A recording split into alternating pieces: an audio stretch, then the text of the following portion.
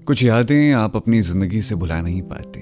Hello hi, मेरा नाम पंकज जीना है और आज हैशटैग किस्सा में जो किस्सा मैं आपको सुनाने जा रहा हूं उसका हैशटैग है दीदी की कहानियां। दीदी हर शाम कहानियां सुनाया करती थी। कुछ कहानियां मुझे अब भी हूबहू याद हैं। वो जब कहानी सुनाती थी मेरी आंखों के आगे एक फिल्म जैसी चलने लगती थी। ऐसा लगता था वो कहानी सुनाती जाए और मैं सुनता चला जाऊं। पता नहीं क्यों मुझे असल दुनिया से ज़्यादा कहानियों की दुनिया से ज़्यादा लगाव है। शायद होना भी चाहिए, क्योंकि असल दुनिया से बिल्कुल अलग कहानियों की दुनिया होती है। उस दुनिया में आप बेमतलब का शोर नहीं कर सकते। वहाँ इस जिंदगी की दौड़ा भागी लोगों का शोर कुछ नहीं होता। वहाँ बस कहानियाँ होती हैं, आप होते हैं और कहानियों के किरदार होते हैं। अरसे बाद आज घर आया हूँ। दीदी की शादी के बाद घर आना लगभग कम हो गया है। पहला, नौकरी फुर्सत नहीं देती। दूसरा, नौकरी फुर्सत भी दे दे तो ईएमआई कभी फुर्सत नहीं देती। आज घर की सफाई में लगा हुआ था। उसी वक्त एक किताब मिली, वही किताब जिसकी कहानियों को पढ़कर दीदी मुझे सुनाया करती थी। ऐसा लग रहा है जैसे बचपन लौट आया हो। पुरानी किताबों का मिलना वरदान ही होता है। वैसे माँ बाबा पड़ोस में किसी फंक्शन में गए हुए हैं। मैंने घर को लगभग साफ कर लिया है। अब कहानी किस किताब को पढ़ने बैठा हूँ। एक कहानी मिली है जो कभी दीदी ने सुनाई थी।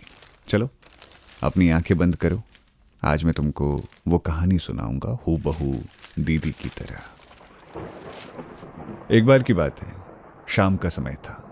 जंगल में काली घटाएं छाई हुई थी। काली घटाओं के कारण जंगल में बिजली गिर गई थी और जंगल में आग लग गई थी। उस जंगल में एक सुनहरे बालों की बहुत सुंदर हिरनी रहती थी। वो शाम को एक नदी के किनारे पानी पीने के लिए आई। उस समय उसने नदी के अंदर अपनी चिंता भरी परछाई देखी। उसके चेहरे पर चिंता दिख रही थी, क्योंकि जंगल की आग में उसका घर जल चुका था और उसे अपने बच्चों को जन्म देना था। वो हिरनी 3 महीने से प्रेग्नेंट थी और उसे प्रसूति का दर्द भी होने लगा था। तभी उस हिरनी ने सोचा कि वो अपने बच्चों को जन्म इस नदी के किनारे ही कहीं अच्छी जगह पर देते। अचानक से हिरनी को नदी के किनारे झाड़ियों में से कुछ आहट सुनाई दी। तभी उसने अपनी तिरछी नज़र से उस झाड़ियों की ओर देखा तो उसे एक परछाई दिखाई दी। उस झाड़ी में एक शिकारी शिकार करने के लिए अपनी बंदूक में गोलियां भर रहा था। वो उस हिरनी का शिकार करने की सोच रहा था। हिरनी पहले से ही बहुत घबराई हुई थी और उस शिकारी को देखकर वो और घबरा गई। हिरनी ने मन ही मन वहां से धीरे से भागने की सोची। जैसे ही वो भागने लगी तो उसने अपने सामने अपनी मौत को खड़े हुए देखा। उसके सामने एक खूंखार शेर खड़ा था। वो शेर भी उस हिरनी को अपना शिकार बनाने की सोच रहा था। हिरनी ने चारों तरफ देखा, जिसमें एक तरफ वो शिकारी, दूसरी तरफ शेर, तीसरी तरफ जंगल की आग और चौथी तरफ वो नदी। हिरनी चारों तरफ से घिर चुकी थी। उसने मन ही मन सोचा, इस नदी को पार करना उसके बस की बात नहीं।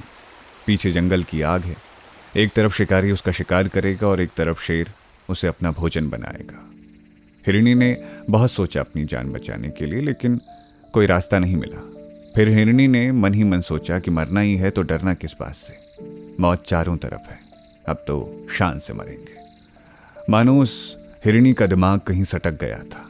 ऐसा सोचकर हिरनी सीना तान कर शिकारी के सामने खड़ी हो गई और आंखें बंद करके भगवान से इस जीवन के लिए शुक्रिया करने लगी और जीवन दान मांगने लगी। तभी शिकारी अपनी बंदूक में गोलियां भर चुका था और वो बंदूक को हिरनी की तरफ करके कंधे पर बंदूक रखकर हिरनी को निशाना बना ही रहा था कि एक अजीब सी घटना वहां पर घटी। जंगल की आग से एक चिंगारी उछली और वो चिंगारी शिकारी की आंखों पर जा लगी। वो शिकारी अंधा हो गया।